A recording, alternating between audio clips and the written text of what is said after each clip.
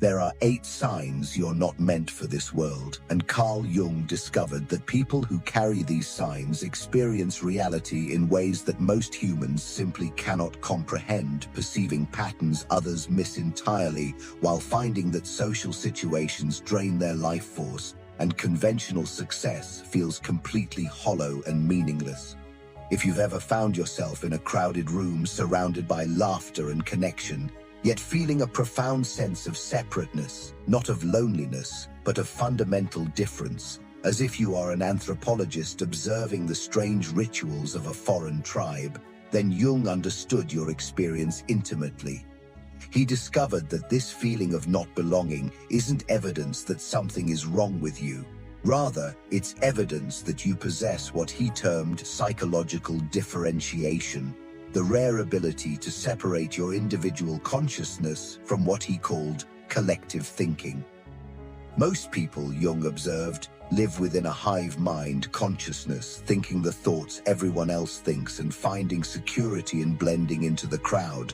But some individuals cannot function this way, experiencing what Jung called the tension of opposites, being simultaneously part of humanity, yet psychologically separate from its mass consciousness. This creates the persistent feeling that you're an outsider. But Jung found this isn't a character flaw, it's psychological evolution in action, positioning you as a consciousness scout exploring territories the masses are not yet ready to enter. The first sign of this differentiated mind is what can be called pattern recognition overdrive, an innate capacity to perceive the connections, systems, and underlying structures that remain invisible to conventional thinking. You see through surface appearances to the underlying realities, noticing how people's words contradict their energy, how social systems maintain dysfunction by design, or how collective beliefs serve to keep individuals unconscious, a state of awakening. Jung described when he wrote, "Who looks outside dreams, who looks inside awakes." This isn't paranoia, it's a form of superior perception. But when you point these patterns out, others often react with confusion or resistance because you become an uncomfortable mirror, reflecting back realities they prefer to ignore. This profound inner world leads directly to the second sign. You experience what I call solitude restoration, which goes far beyond simple introversion. Jung distinguished between social introversion and a deeper psychological introversion, the non-negotiable need to process reality internally before engaging with the external world. He wrote, "Solitude is for me a fountain of healing which makes my life worth living, because in solitude you feel complete, free from the interference of others' emotional states and the need to perform social roles, allowing you to connect with what he called the transcendent function, the part of your psyche that integrates conscious and unconscious material." Society often pathologizes this need, labeling you antisocial or depressed, but Jung found that differentiated individuals require solitude to maintain psychological equilibrium, for without it, they become overwhelmed by psychic contamination, absorbing the unconscious projections of others. From this place of inner clarity, you manifest the third sign, an instinctive authority resistance syndrome. This isn't rebelliousness for its own sake, but a visceral response to illegitimate power, an inner alarm that sounds when authority is based on control and manipulation rather than genuine wisdom. You can sense when a leader is wielding power without the corresponding moral authority to justify it, stemming from an innate connection to what Jung called the archetype of the wise ruler. This is why you've likely found yourself in conflict with bosses or systems, not out of defiance, but because your psyche viscerally rejects the abusive position, forcing you to uphold a standard of truth over blind obedience. Here, Jung's insights become revolutionary, revealing the fourth sign. Differentiated individuals are literally incapable of finding fulfillment in conventional definitions of success because they are oriented toward what he called individuation rather than social achievement. You may have accomplished things others find impressive, promotions, financial security, only to feel completely hollow inside, a phenomenon I call achievement dysphoria. This isn't ingratitude. It is your psyche screaming that external achievements cannot satisfy the soul's drive toward wholeness. Family members may celebrate your success while you feel like you're dying inside, a conflict Jung called the price of adaptation, where you succeed in external systems at the cost of internal authenticity. You are motivated by meaning, and your internal compass can sense when your actions align with your purpose versus when you're just going through the motions of social expectation, creating the success paradox. The more conventionally successful you become, the more alienated you feel from your authentic self.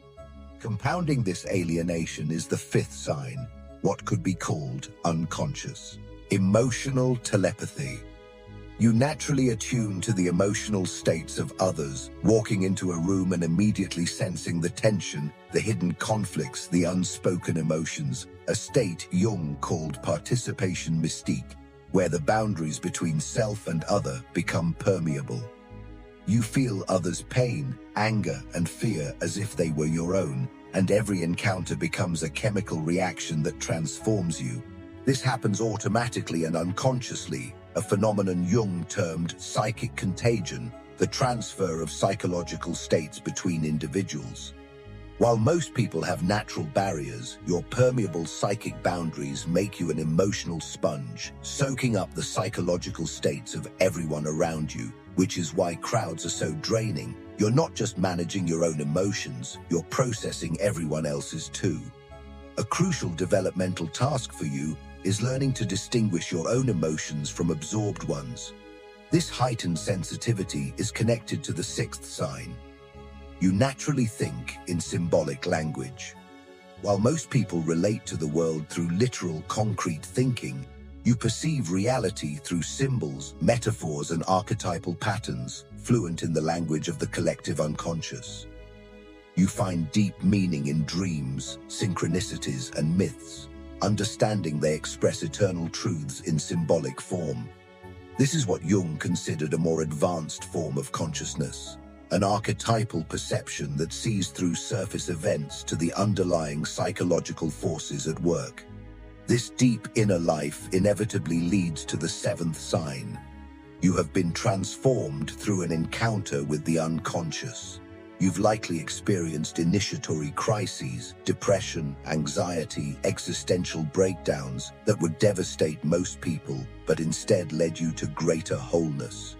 Jung wrote, "One does not become enlightened by imagining figures of light, but by making the darkness conscious. And your journey has required you to face aspects of yourself that most spend their lives avoiding." These crises served as consciousness accelerators, forcing rapid psychological development. Your suffering wasn't random. It was what Jung called the price of consciousness, the cost of developing beyond conventional awareness into authentic selfhood, turning your breakdown into your breakthrough. The final sign is perhaps the most important. Despite feeling like you don't belong, you feel an irresistible calling to help others develop beyond their current limitations. Jung discovered that differentiated individuals naturally become agents of individuation, people who help others recognize their authentic potential. This is a psychological compulsion. You become a teacher, healer, artist, or guide because these roles chose you. You are a consciousness catalyst whose very presence accelerates psychological development in others. But this comes with the integration challenge. How do you maintain your authentic perspective while functioning in a world designed for collective thinking?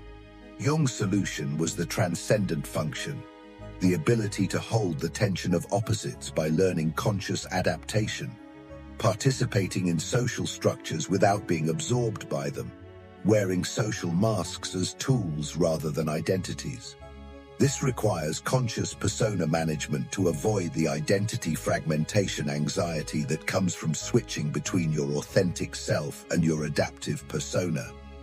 Your task isn't to fit in, but to find ways of being authentically yourself within existing structures, often through social translation, communicating your deep insights in ways that others can receive. Jung believed you serve a crucial evolutionary function as a consciousness pioneer, a scout exploring territories humanity will eventually need to inhabit. You feel like you were born at the wrong time because your consciousness is oriented toward humanity's future, and your loneliness is evolutionary tension, the discomfort of holding space for possibilities that don't yet exist in the collective. So, if you recognize these signs, if you see patterns, are restored by solitude, resist unjust authority, find success empty, absorb emotions, think in symbols, transform through crime, and feel called to help others awaken, Jung would tell you that your sense of not belonging is actually evidence of your profound importance to human psychological evolution. Your differentiated consciousness is not a burden to bear, it is a gift to share. Stop trying to fit into this world as it is, and start helping it become what it could be. For your journey of not belonging is actually the journey toward becoming who you truly are, and that journey isn't just personal, it is humanity's path forward.